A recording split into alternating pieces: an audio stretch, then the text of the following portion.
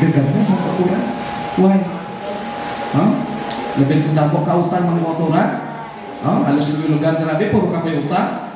Danos kung hindi ka na magwa sa mga balay, o kasi malayas ka sa mga balay.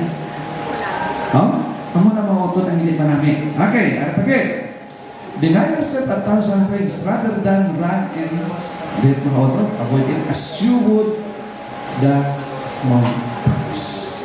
Okay? Sumutan ko na doon kaangay sa smallpox. Ano smallpox man? Yung daw kubak-kubak? Ano man? Sara, ano na siya? Sulalo? So, galikaw kita sila, di ba? Galikaw kita, ilabay kita natin mga tao, ang tao aming may aras na. Hindi kita magpalapit, no? Malikaw kita mga utod. Ang mga na ang ginagawa, pagpangutang. Kung may likawan natin mga utod. Okay? Now, may kaso sige lang. Hindi kita maguri kung may basta hindi kita mangutang. Okay? Ari mga utod, ang ginatawang kabangganan. Sa natang bori, gagawuri kita, pag-abot sa pangwarta, so ginastawan ay, kagagalas tumot. Mga utod, unagit, bagod ka ang tao, ang panimalay, failure sila sa paghimo sa Diyos na una. Okay? Ano nga bagay sa Ginoo, mga utod? Seek ye first the kingdom of God. When nga ba lang Ginoo, ikadua, ikatatlo, o ano nga mga paagibat, ang habat sa Diyos, unahon na din siya. Okay? Kaya ng Diyos nag-asyo sa aton nga dugangan niya kita, uy, hatan niya aton nga kinahanglanon. Okay? Kadua diri, failure to save for emergencies. Yan ang puri kita sa kapatitas niya. Pag-abot sa emergensya, sa lagita kung diin ta mangita, mga autor, labi naging kumaita sa saving mga autoran. Budgeting more than the net take home pay. Okay? No? Sobrang ginastuhan ay sang sa atong income o kung overextended credit value. Hari pagkin mga kauturan. No? So, mga kauturan, paano kita mga kauturan? Okay? Mga kauturan, spending money, purchasing too many goods, using credit cards, loan, kaiban pa mga kauturan. However, if we follow God's principle, masulto na ito eh. Okay, ang mga prinsipyo na dapat sundo natin mga kauturan, kakanong mga bukas ng saton. Mga utod, makaagpag kita sa peace of mind. Okay? Ma-improve ang ating relationship with other people. Ilabinigate sa iyo mga upodera sa inyo panimalay, kanabin sa inyo pisanatan sa malayo. And then mga kauturan, better physical and emotional health. Nami ang aton na pamadya. Okay? Nami aton lawas. Okay? More harmonious family life. Okay? So these are God's blessing mga utod. Kung nag-follow kita sa mga prinsipyo sa Biblia, naluwod silang pangwarta. Okay? And the last one today, kaya kita mas respeto sa ating kagalingon o pray natin kultura. Okay. Raising wise stewards. Okay. Sino ni mga utod? Kanto ka sa ating mga kabataan. Okay? So paano nato ni sila paintindihon sa ginatawag stewardship? Okay. So, teach children the value of money. Okay? Mga utod, children learn more from what you are than what you teach. Okay? Mga utod, normally ang ginikanan na tudlo maging siya. Di ba? Tudlo kinay sa kabataan. Pero kung ang imo ginatudlo mga utod, hindi nila makita nga imo ginakabuhi, useless mga kauturan na atong ginatudlo. Okay? So, mo na nga mas marami kung makita sa kabataan nga amo ikaw sa ikaw sa imo ginatudlo. So, diri titugan.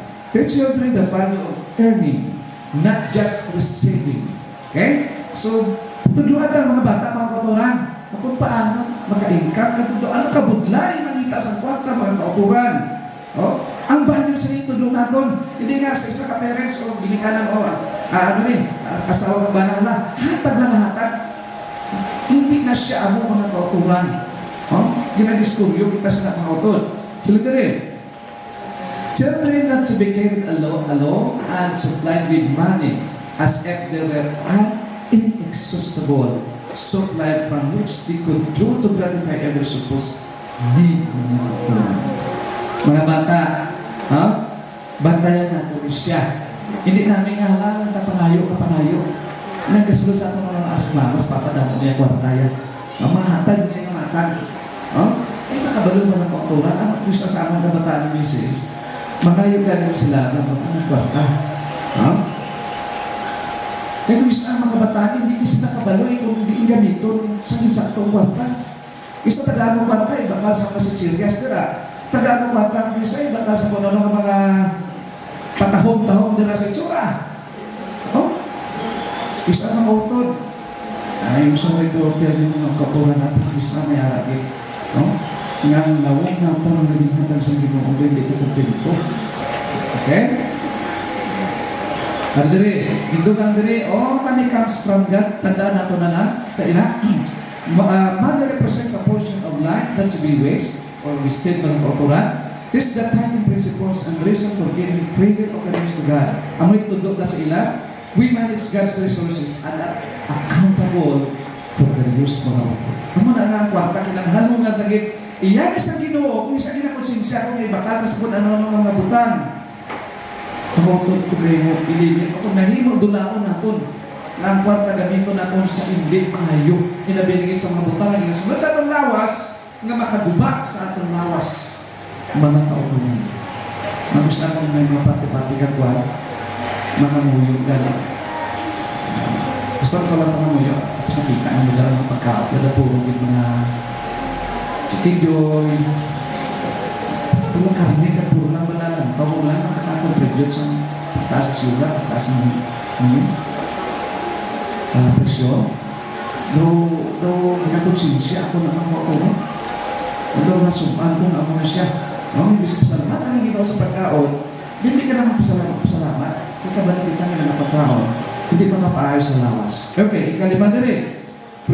Prepare for the unexpected. Okay, so na rin, build a safety net of savings. Okay, may arata utod sa siya mga uturan, so galing nagpahuwan na ito siya, pero bilhin ko ito mga utod sa iyang practice. Nga naman, yan pastor, ang akong income, para sa offering, para sa tithes, para sa emergency, para sa church fund, para nakanami siya mga uturan.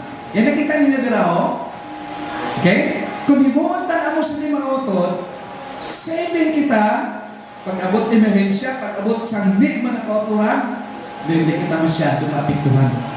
Okay? Kasi kung tayo doon nagkasinyas na, sige. Okay. So, the wise man saved for the future, but the foolish, ano ba no?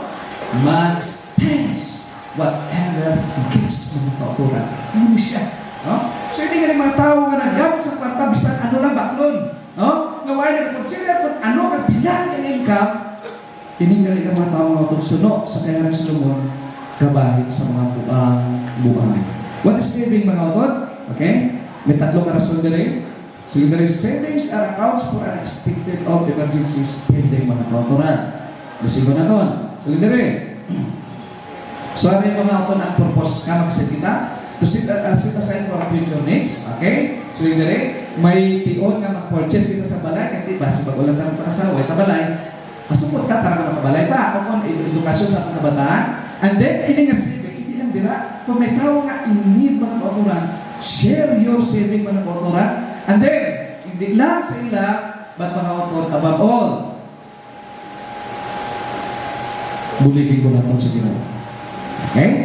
Now, aring hoarding ang ginatawag. Ano gan hoarding? Sabi na rin, hoardings are savings for financial security. Okay man siya. Okay? Pero may banatayan din mga utod. Okay? May mga issues din na posibleng hanabo. Sila din.